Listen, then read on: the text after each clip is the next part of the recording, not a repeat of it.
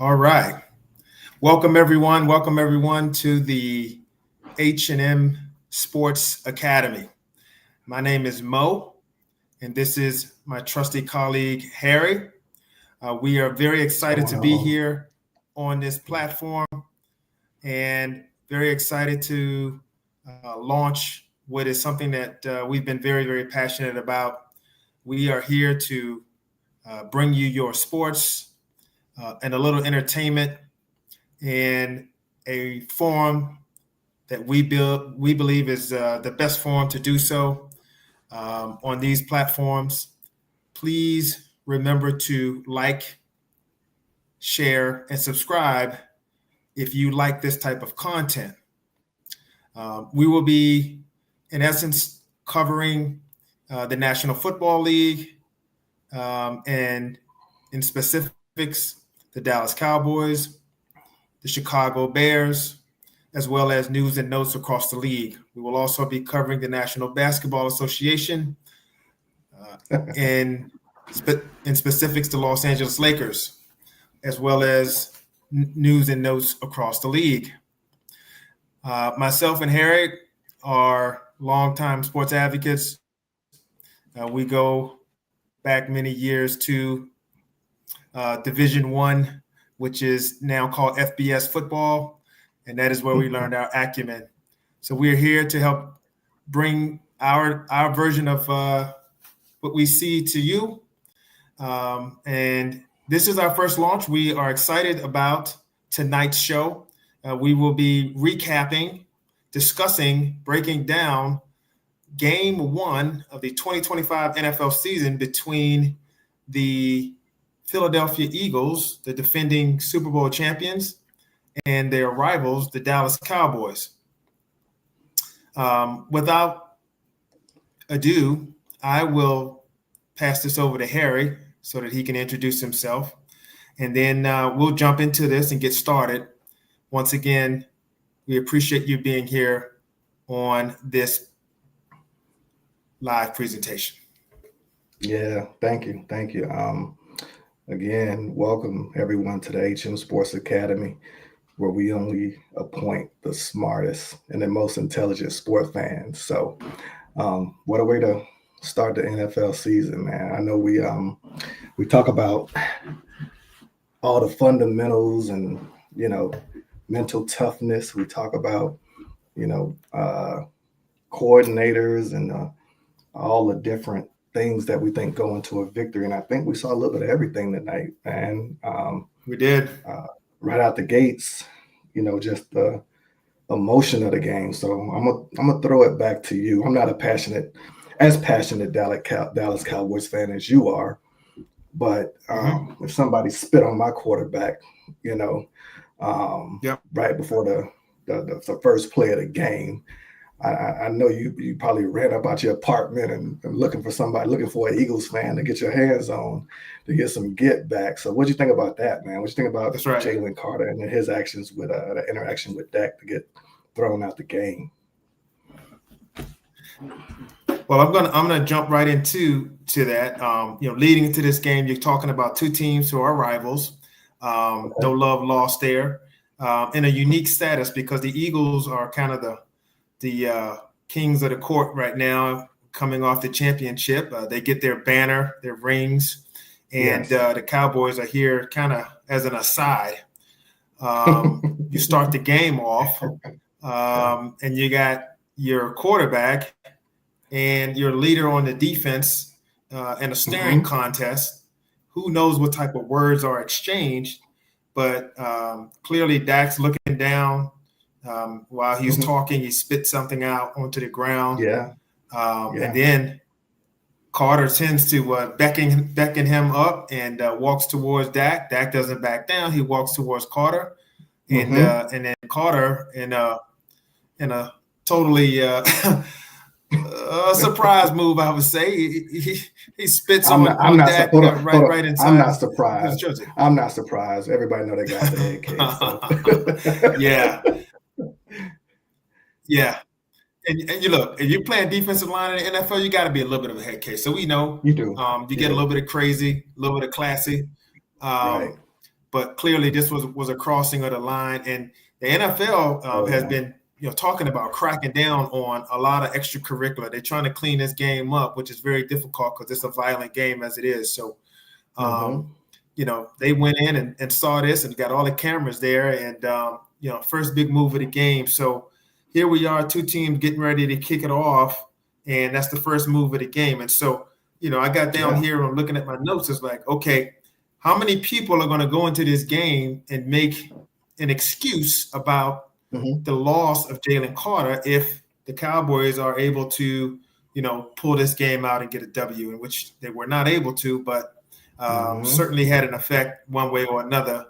But I think the consensus going into this game was that the Eagles were a much, much stronger team. A lot of people had the Cowboys losing by double digits. Clearly, that wasn't the case. We don't know what the Carter move how it's going to affect that.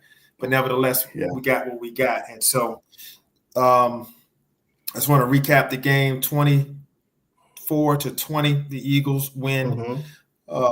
In a game that seemed to have a lot of fireworks at the beginning of the game. A lot of fireworks into halftime. And then some delays and some, Mother Nature comes in, and all of a sudden the game kind of comes to a screeching halt, at least on the offensive side of the ball. A lot more mistakes made, and kind of sputters towards the end. Actually, just kind of felt like the game was kind of left us wanting more, because it seemed like it could have been more climactic coming to the end. So I want to talk about the first quarter, and then we'll go back and forth and talk about our notes here. What did you see starting out in the first quarter when you just kind of looked at the first analysis of how that game started and what you saw? I think the emotion of the game, like you said, it was already at a fever pitch, and then you get that interaction, and I actually think it focused the Cowboys, man. You love to see a quarterback, most of the time you see big guy on big guy, when you get in those types of situations. So you see your quarterback, like you said, letting the team know, we ain't just here to, we here to crash the party. You know what I'm saying? We ain't here just to be here. That's right. So I thought that fired up the offense, man. I thought Schottenheimer came out with a what stuck out to me was the physicality, man. I saw a lot of firing off the ball, the audio. You could hear a lot of the impact, inside zone with that tight end crashing in, blocking, and Williams, hitting it up in there. And then coming off of that run game, you guys got right into that play action. The secondary for the Eagles was the weakness. And I felt like Shotty came out with a really solid plan to get, Dak on schedule, get him comfortable, in the game, get everybody settled. And for my perspective is it felt like almost like the Eagles they on their back foot. I'm sure they came in with a game plan. You got Fangio over there, who's one of the best in the business. And I bet my paycheck that a lot of his, defensive calls up front was based off of Jalen Carter, disrupting a lot on that Cowboys offensive line. And immediately that goes away. So they looked a little shell-shocked and on their back foot. But I also thought, regardless if that happened or not, I just love the way the Cowboys came out with you didn't see the 5 wide. You didn't see the, hey, we're going to try to out-finesse you. They came out with a physical mentality, and really I think it was 5 plays, 53 yards, 52 yards. I'm just going off the top of my head, but 6 plays. It was bang, bang, bang, bang, bang, and you guys right in the end zone, So I love the way the Cowboys came out. I thought the Eagles, and we see it all the time. When you're getting your rings, when you got all that emotion that's building up, you got your family there, you got, you still hanging on the last season, and the Cowboys were in a totally different mentality, and I felt like they capitalized on that early on and on that first drive.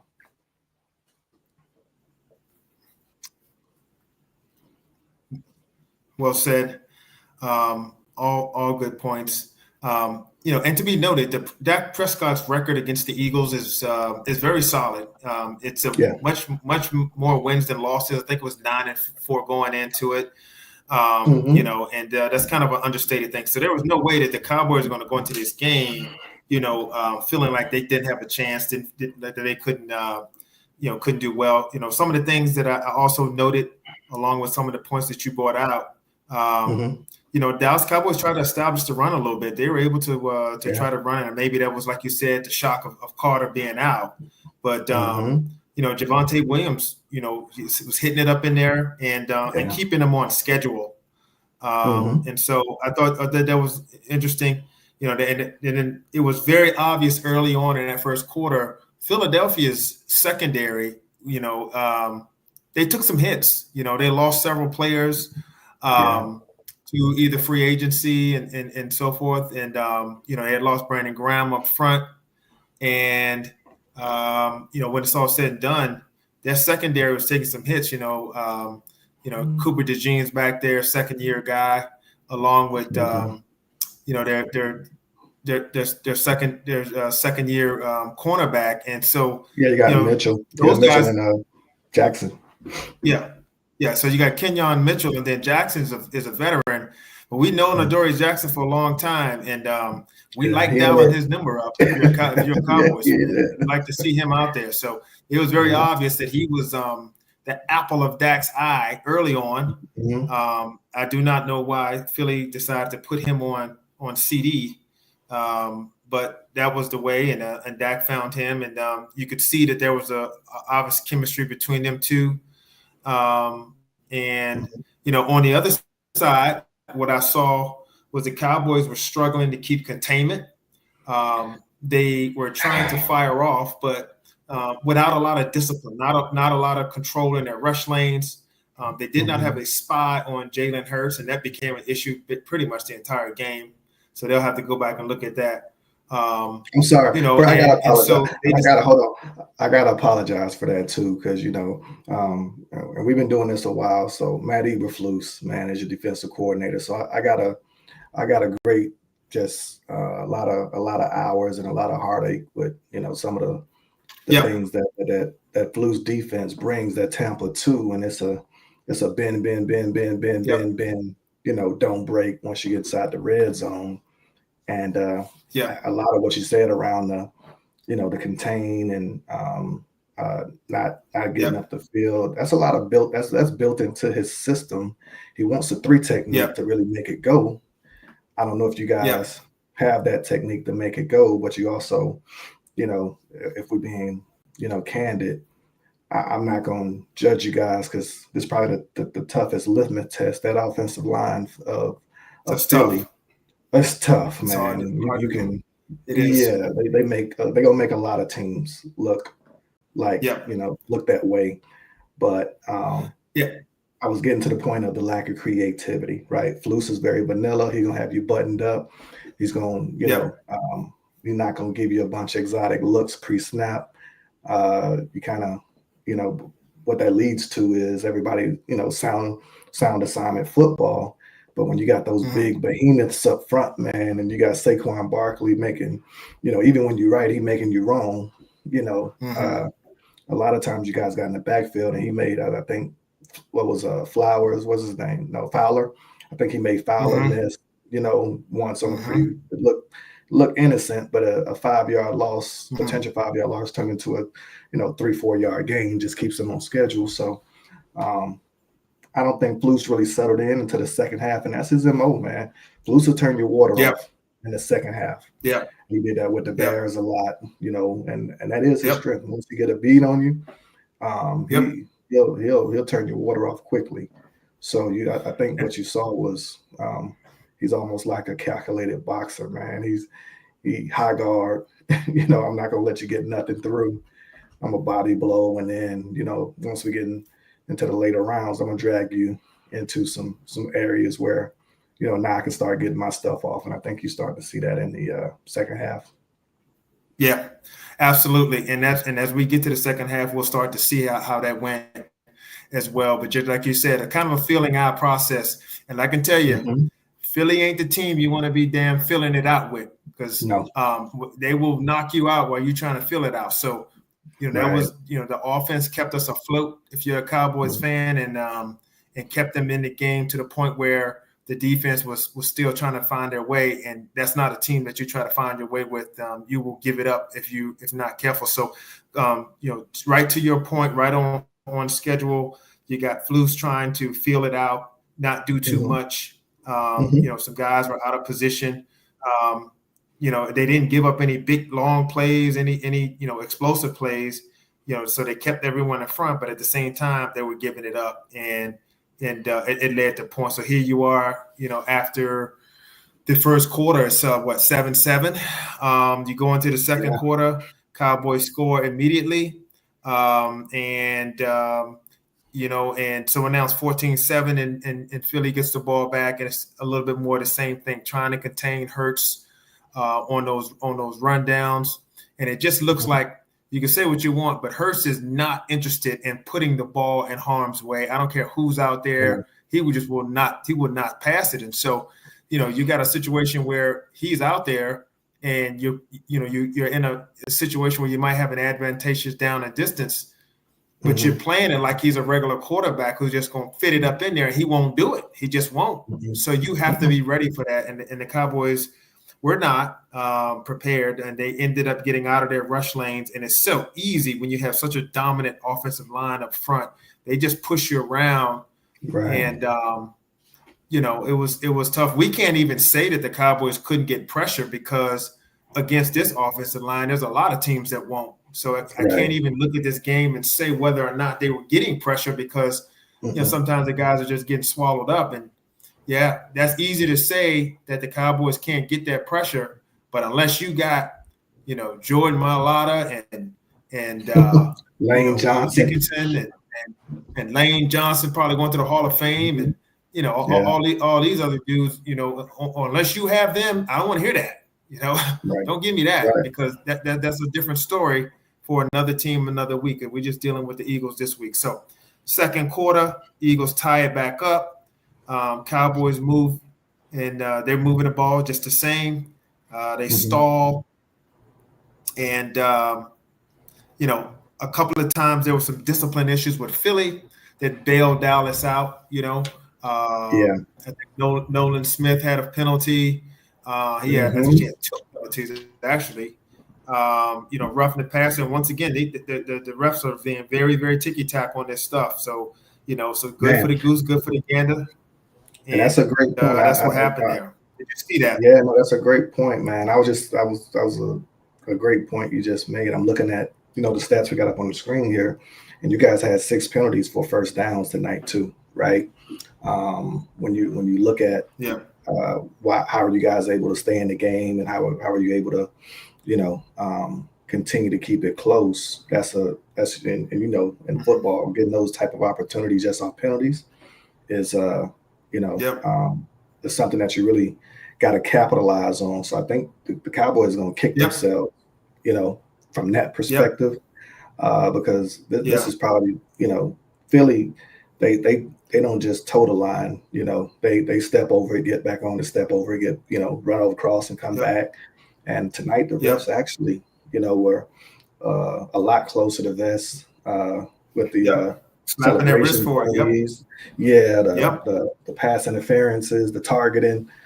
They gave you guys quite a few, opportunities to keep drives alive. So I think that was something that you highlighted, that looking at the stats, in the course of the game, you kind of, the flow of the game, it goes by you, but 6 first downs off penalties is a lot, from an offensive perspective. So no doubt about it. Yep. So you get down, the Cowboys kick a field goal. I think one of the things that, people don't talk about special teams, the Cowboys have an excellent special teams unit. They have arguably the best kicker in the league. He makes it look easy. And that's once again, you're playing a very, very tough team, but over the course of the year, it's going to be very frustrating for teams when they look up and you think you have the Cowboys stopped, and your kicker comes out and still nails a 55, 65-yarder, and you're like, man, they still got points on us, right? And so those are things that are hidden points that's going to be there, the course of the year that, nobody wants to talk about that stuff in the shows. We will talk about it here on the H&M Sports Academy, because we talk about football in detail. Okay, we're Yeah. not here for clicks. We're not here to, to hype it. We want to talk about the real components of the game. So, Mm-hmm. um, late clock execution for the Cowboys, some things they've struggled with in the past. They move the ball down the field. They get in the field goal range late. They kick another long field goal. And the score at halftime is 21-20. We got ourselves a pretty good game here with Philadelphia scoring 3 touchdowns, Cowboys scoring 4 times, and looks like we could be on for a shootout going into halftime. So you go out the third quarter, and there's a field goal made by Philly. Cowboys are moving the ball down the field, and they are in position to score a touchdown after a nice run by Sanders, who is a former Eagle and probably looking to get a little get back there. He probably I'm should have scored disappointed. on that play. I know, and that's what I'm shaking my head, man. If you look at that play, Yep.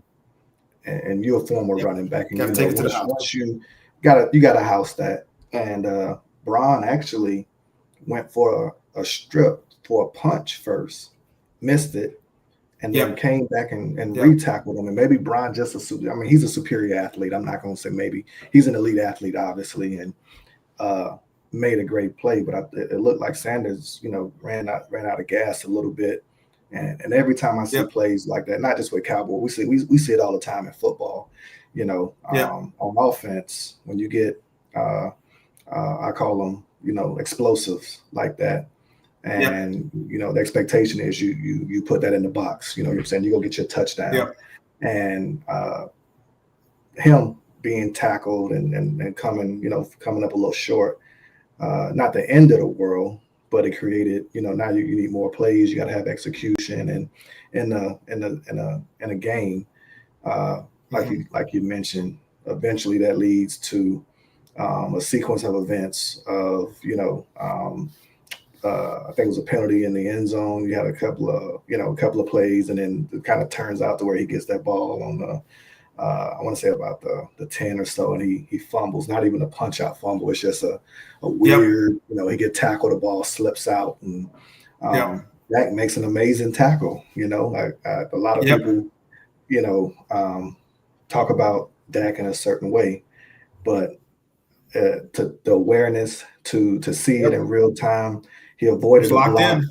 and avoided a block and laid it out on the line, man, and really saved a quick 7, right? So I thought that sequence in itself, I think, obviously lost, up at least a minimum of 3 and then a maximum of your 7 that you would have got. So that was the first big, what I call like momentum swing for you guys, where you come in with the short end of the stick. So Sanders, he talked a lot. He before the game, he had, kind of mentioned how he's going to have a little get back for Philly, and that ain't how you do it, bro. That ain't how you do it, man. You got if you're coming in with that kind of energy, you got to close it out. Yeah, and Shoddy basically put the ball in his and Javonte Williams' hands, the veterans. He wanted to just go with those guys who had experience, and then you start to feed Sanders, and he makes a play for you like that. And here's the nuance of that, okay? When you're running the football, it's just like another sport, like in basketball. When you're playing basketball, you want to put the ball on the side of your body that you're going in the direction, because that keeps your body in between the man and the ball. So Sanders is in a play where he's cutting to his left, but he initially took the handoff to the right. So as he's cutting back to the left, he's moving and his body is going in the left direction, and his body, but the ball is still in his right hand, which means his body is still, close to the majority of the traffic, and he can't protect it. So it's no excuse, but whenever you start to lead with your body and lead with the ball in your hand, you start to expose the football, and you put yourself in a position where, just like in basketball, if you start going down the middle of the left side of the court with the ball in your right hand, there's a chance you're going to get picked. You're going to get the ball stolen. Same thing in football. You need to get that ball in your outside arm where it's a little bit more protected. And then you can use your inside arm to protect yourself, push off. And yeah, you might get tackled, but they can't get to the ball. And that subtlety cost him right there. It's no excuse. You're still supposed to be strong enough to take that tackle and still fall down. It wasn't that big, wasn't a big hit or anything like that. So that was a bad play from a former running back. That was very frustrating to watch because I'm like, bro, if you're gonna give it up, at least get popped, man. Let somebody pop you or get a Peanut Tillman punch, right? We do Chicago Bears here, Peanut Tillman punch. Put him in the Hall of Fame. You got to put Peanut in the Hall of Fame. You know what I'm saying? And so we missed that. That was a missed opportunity for sure, and that was disappointing right there. And for me, a guy who knows that football is a game of inches, don't get me wrong, game's not over, a lot of time left, but you don't get the ball down inside the red zone multiple times and come away empty-handed, and it does not cost you.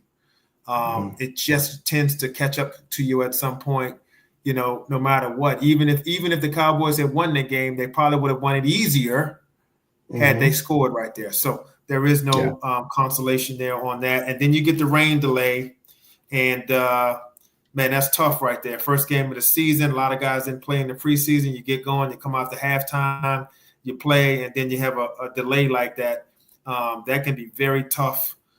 You saw Landon Dickerson for the Eagles, who had a back injury going into this game and had a knee injury in the offseason. And he tightened up. He tightened up after a couple of more blows to his back, and he just couldn't get it loosened back up. And they had to take him out of the game. So, the subtleties of that delay was tough. And I was wanting to see, who was going to come out. Ironically, though, the game shifted in a whole different direction to me after that delay. But I'm curious to see what you saw after that delay going into the second half of the third quarter.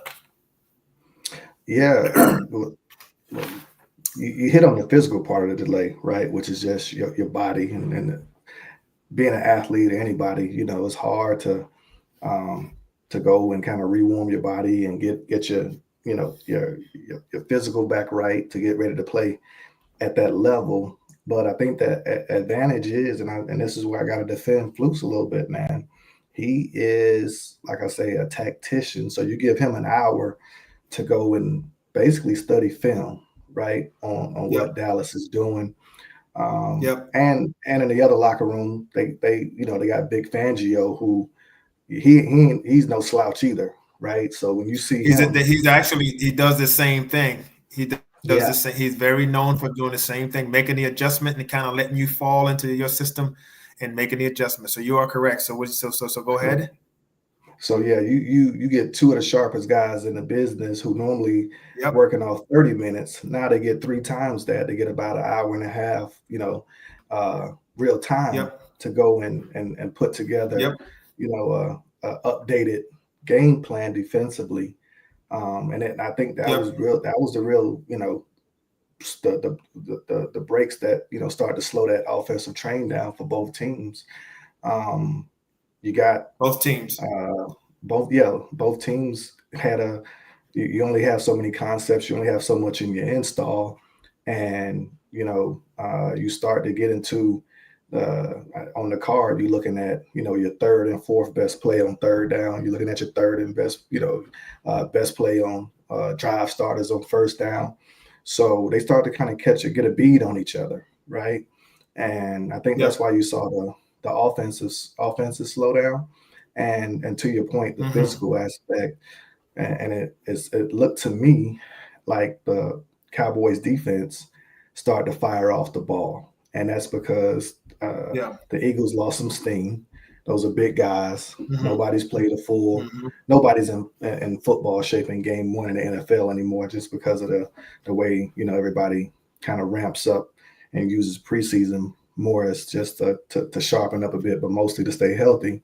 So it looked like the Cowboys defense sharpened up, and the Eagles, it looked to me they were reeling, man. And we can talk Mm, through, and we'll get to CD. I know you got CD circled all over your notepad over there, but my uh, goodness. the Eagles got bailed out today. Um, a lot of Yeah. I felt like you guys were actually stopping them versus Mm, on when you guys were on defense versus when they had the ball. It felt like you had a plan. You started to run some stunts up front in the run game yep. to plug up and slow Saquon down, and then in Yep. their pass game. Uh, I could already see Jalen's eyes were dropping. He wasn't looking Already. to push it downfield. He was checking down. He was, looking for short dump off routes, and he had a clock in his head where he hit 2-3 seconds, and he had a plan. He like, I'm taking off, right? And Yep. on the other side, I felt like Dak was super aggressive, man. He was putting that ball in some spaces and some tight spots and normal catches that I think CD would make. He had a bad day to have a bad day, you know. I know three of those Yep. drops were just so critical that it not only killed your drives, but you can't win when you have multiple plays like that are big plays. Those were all explosives. I think all those plays would have either went for over. Well, I think the dig was going to go for probably over 20 yards once he caught it because he had a bunch of space, and then the deep Yep. ball, that post Yep. he dropped was just brutal Yeah. because that was a key point in the game. I think 6 minutes left in the game, and then that fourth down play that's Yep. just a tough Field goal catch, range man. at a minimum.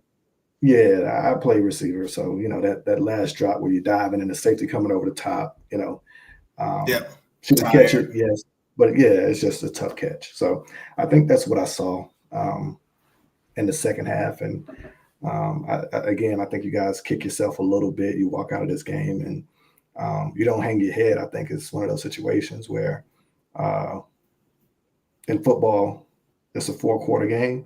You guys look better conditioned than they did tonight. I think that just didn't execute as well. Yeah. I got here circled down multiple times, missed opportunities, missed opportunities. Mhm. Um, you're begging for your defense to just get a stop, get one Right, stop. And your defense got you like four in the second half.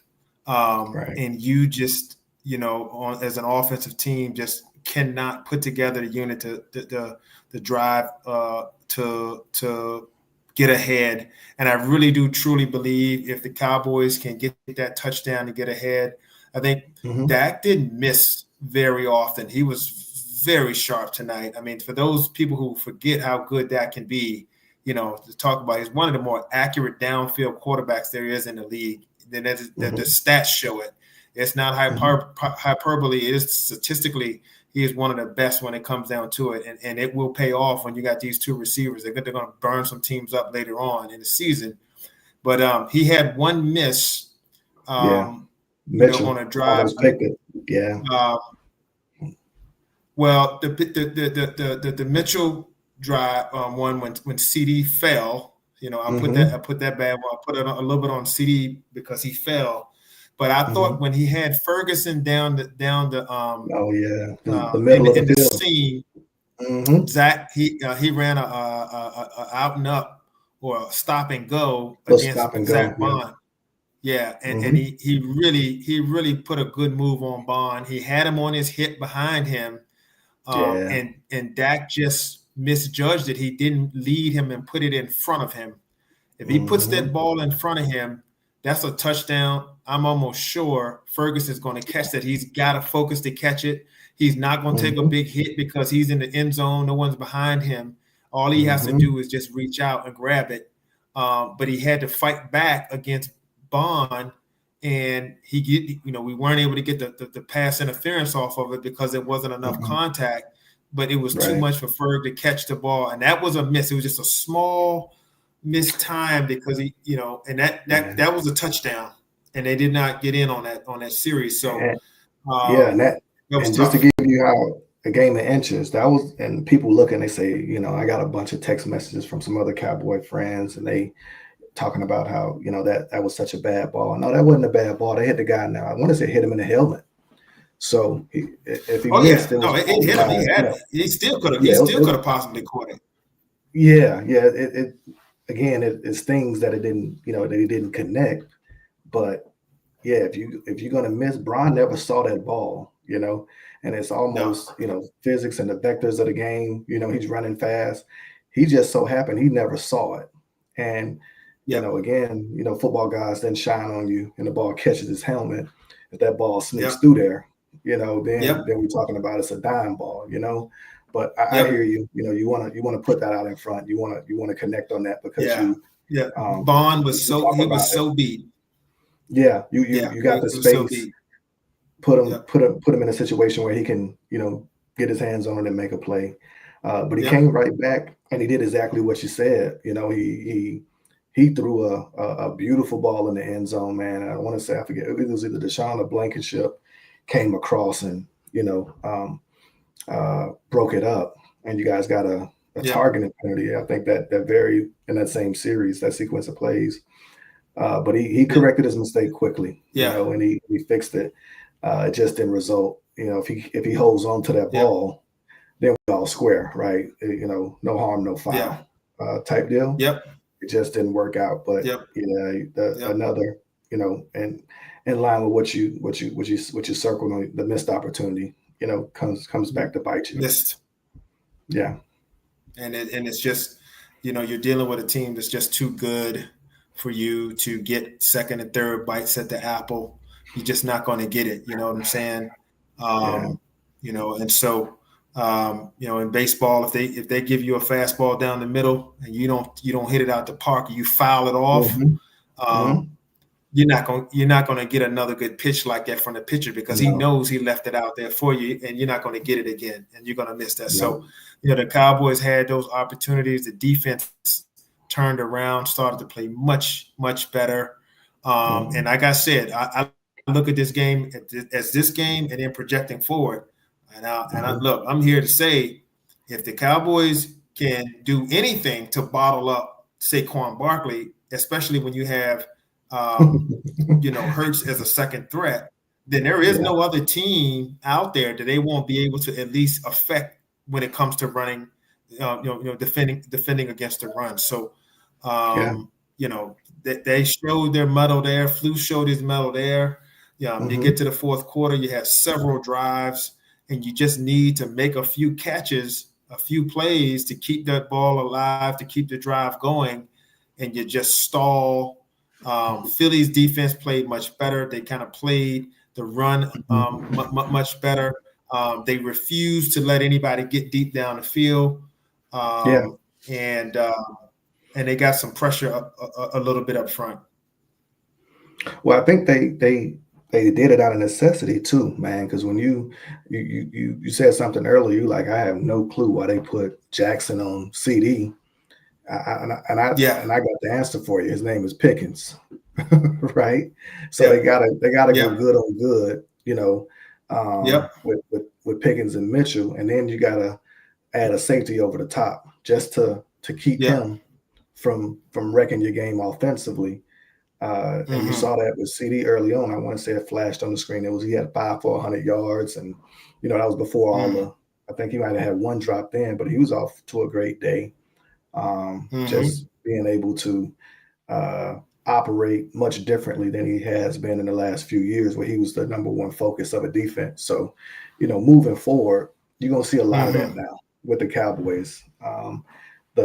The defenses in the shells that teams normally can run against you, they can't.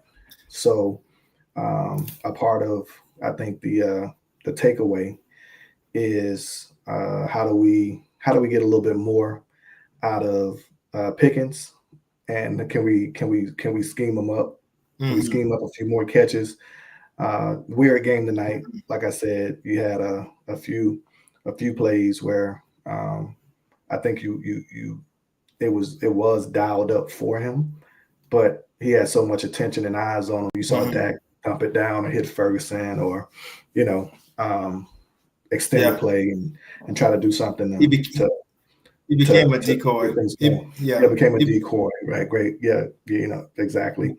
yeah. But as you go Uncle, again, how many yeah. teams are going to be able to successfully, That's my not play point. coverage that way against That's you, right. right? So if you can, it's That's not even right. you guys having to bottle that up. It's just, hey, this is our identity now, right? Every season you go in with an Yep. identity. And I remember when the Bears had Brandon Marshall and you know, we had a bunch of we had, what was the other guy? We had Alshon Jeffrey. So we got two big guys over there, man. And we basically playing post up basketball type football, man. Mm-hmm. And, I think with you guys, Dak is going to have to get comfortable throwing into some situations that look Yep. covered for Pickens, right? Yep. Loosen that up a Yep. little bit. And it's going to have to be, Mm-hmm. we call them those precision misses, right? Where either my guy catches it or nobody catches it. But Yeah. what looked or doesn't look open for the average receiver, Pickens actually is open. So Dak's gonna have to trust it, and that comes with a little time and building rapport, because Yep. we all know Dak didn't play in the preseason. But there's going to be a Yep. lot more opportunities for Pickens moving forward to help. I think make defenses have to loosen up a little bit and roll some of that coverage off of them, because you're gonna hurt them with CD. I didn't Turpin. You guys kind of used as a more of a running weapon today. I would have liked to see you guys get Yeah. him, down the field and take some more shots to potentially, make Vic Fangio come up out of his initial game plan, because I think that bottled you up a little bit. But in the same breath, I'm looking and I'm going back to these drops by CD, and that post route, he running wide open, man. So if I was the Yep. offensive coordinator and you told me he was going to be one-on-one down the field, 50 yards streaking to the end zone, how many balls does he drop out of 10? I'd probably tell you none of them, just he's that good. He's I want to say 3-time All-Pro. Yeah. And he had a bad day to have a bad day, but the logic makes sense. I want my best receiver, on those shot plays, and he just couldn't haul them in tonight. Could not. And, Yeah. When you talk about some of those things that were, projecting forward, you're talking about the attempts to Pickens. You're talking about what you said about the Eagles having the right type of defenders and so forth to be able to at least double up on Pickens, and every other team won't have that. The other component is those drops, those missed plays become stalls of drives. And every time a drive stalls, an opportunity to get the ball to Pickens goes away. Every time you stall, the opportunity to get the ball to Turpin goes away, because you get rid of the ball and have to give it back versus keeping the drive going.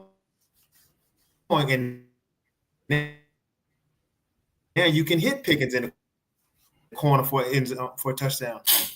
Right. And so, those drives come away a little bit, disappointed as a fan, but as someone who's having an eye for the game, you definitely can see there's an identity there, and you can see, there's some talent there. You can see there's a system that can be in place that you can implement. Wrapping this up for the game, as far as the fourth quarter, the opportunities were missed, and with the Eagles, they struggle to move the ball. They actually could not run the ball. And then you get down to the last drive here, and you have the Eagles with the football, and Dallas needs to make a stop to get off the field. And what I simply saw was the missed opportunity to scout what the Eagles do. And I can tell you over and over and over again, if you're dealing with Philly and it's a third down and it's less than 5, 3 or 4, they will send those receivers out and flood you and then send Hurts right up the middle for a quarterback draw. And before you can figure it out, he's already on you. He's already gotten the yards. And Yeah. I never even thought that he would pass that ball. I never thought he would Right. pass it. I was like, dude, just yeah. attack Hurts. He wouldn't even be ready to pass it. Right. And that's the downside with Flus, man. He wouldn't have been ready to pass it. Yeah, and that's the downside with Flus. He's risk averse. You won't see it, and it's not in his DNA. To he's the anti Flores when it comes to that. I think you or I, the first thing we see, an empty set with a guy like Hertz. I would rather, him beat me either with his arm or making an amazing play, escaping it, than letting him, run off my. First of all, he went zone, so again, that automatically makes your defense passive in the sense that they're trying to, look up receivers and identify route concepts, and they on their heels already. So as soon as he made his decision to run, man, he looked off a linebacker, just with his eyes, and then cut hard back down the field and got the first down. And that's where I give Flus a huge, huge, huge, just from scouting, from kind of understanding who Philly are and what they want to do, and just by the flow of that game, you could see Jalen tightening up and not wanting to push that ball down the field. And that's where you got to turn the screw. That's where you got to say, you know what? And that gives your defense confidence. We've been playing well. We're down. It's not like we're up. And if we lose this game, we're going to lose it on our shield. We're going out on our terms, because we can also create, a positive play for us and a negative play for them, or a splash play, creating a turnover or knocking it down and then making them make a decision on fourth down. And, that's the part of Flus that I despised with, that defense. It does not, it's almost systemic, and it doesn't go to what I call, and what you and I look at, just, hey, sometimes you could throw the system out the window. We need to be strategic in playing what we think is coming. And as soon as you see them go empty in that situation, hey, we line it up and we're going to fit up. We're going to go across the board, single high safety, and you're going to have to throw the ball to the end zone to beat us or make a great catch. And we're not going to give it up the way, they ended up giving it up. And it's just disappointing that, Flus didn't become a little bit more aggressive in that situation to give you guys one more crack at it to try to go score. Yeah. One more crack, man. So, so here you are, you leave this game, 24-20. You're going to kind of go back to the drawing board. It's a Thursday night game. You don't play again until 10 days. So you have enough time to kind of lick your wounds and see so forth. Didn't hear about any significant. Little mini bye, to start off. And the Cowboys are used to that. They're a team that plays on a lot of, high profile games and so forth. So they have those Thursday night games, Sunday night games, etc. We give them an opportunity. No doubt, though, you left money on the table for sure. Yeah. You're definitely going to kick yourself for this, because I don't care where you slice it. Game 1, game 2, game 12, they all count as one victory or one loss. So it definitely matters. And then Philly gets away with one. They're going to say we were rusty and we can play a lot better. And the Cowboys are going to say, well, we left some money on the table, but they got a dub for it. The Eagles did. So the victors go to spoils on this one. We're going to wrap this up. Once again, certainly appreciate you guys being here tonight to recap. More to come. Any last thoughts there? Yeah. No, I'm like I said, I'm super, super excited we got this thing kicked off. I know anytime you got a game. So I know you're not happy with the outcome of it. But now it's my turn. I got Monday night, big game against Minnesota. I've Right. been reading injury reports. That's I'm right. I'm I'm looking at Skull. I love Skull.com, trying to get any advantage that I can to see what we can do to beat those guys. So I'm really looking forward to that. We got a game Friday night. I think we got the Chargers and Chiefs tomorrow night in Brazil, which is going to be a Yep. really, really, really good That's game right. of what we call good on good. We know Harbaugh and that physical style of football Yep. it travels across Yeah. different countries. So they're Yep. gonna get off the plane and they're gonna um, play smash mouth football. So I'm curious to see how Kansas City handles that. And we got a great docket of games on Sunday. That gets us back into the swing of things, man. With the season, Packers Lions. I'm really excited about that game. You got uh, a lot of NFC North is going to be a bloodbath, and one of the things that I thought about today, man, like you said, they all count, man. And I know it's just game one. You try not to get too high, get They too sure low, do. right?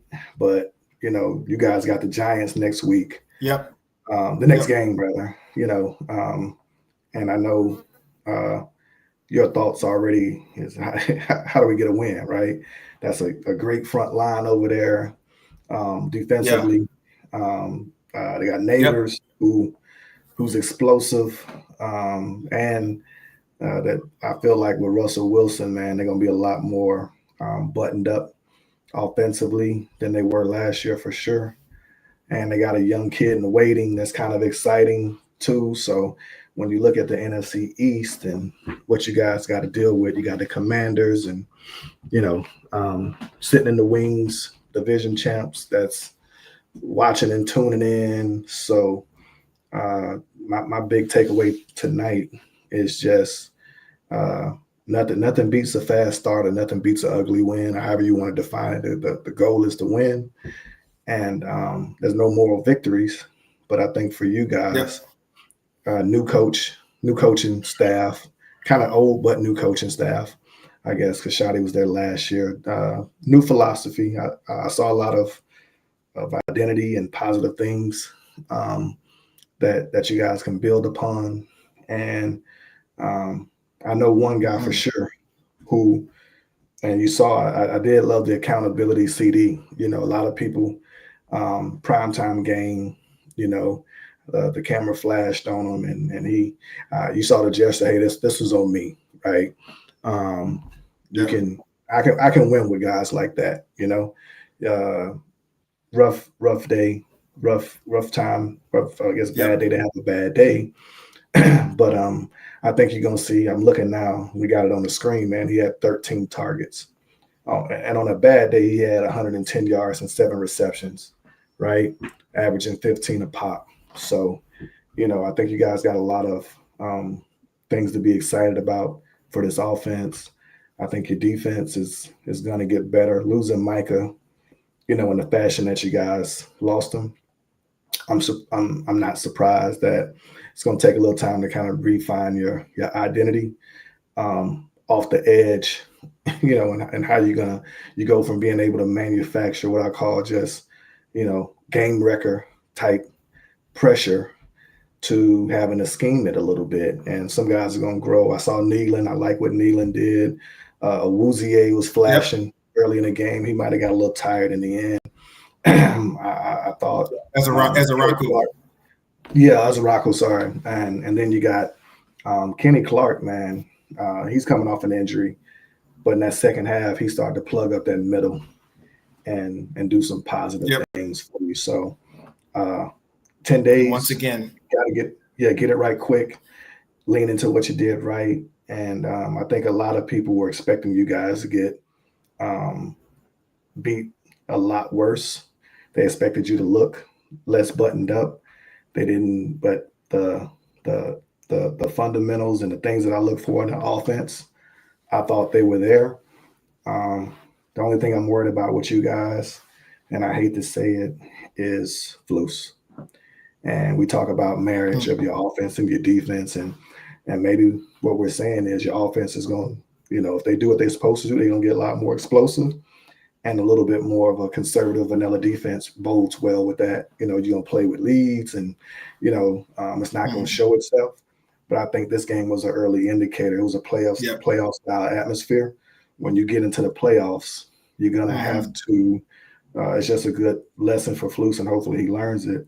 You can't sit back and let the Eagles dictate, or any great team dictate on offense, what they want to do to you in critical situations. And that's where he got to go into, his a little bit adverse to his identity, and decide, I got to take some calculated risks, and it doesn't just have to be on what I call money downs, or when you're trying to get back in the game.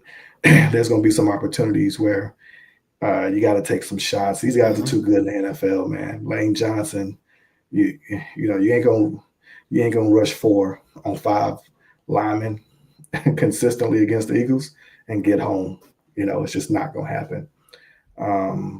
They're leaving the back end, and you gotta contain, because you gotta respect the read option, and a guy like Saquon, you can't overcommit yourself and get out of a lane, because he'll take it 70 yards and hurt you that way. So I get the conservative nature of what he was trying to do, but I also saw a lot of his imprint in critical situations where he's got to get more aggressive to, get that defense off the field, because you guys aren't built for what I call, long, sustained bend but don't break drives in the NFC East that's this physical.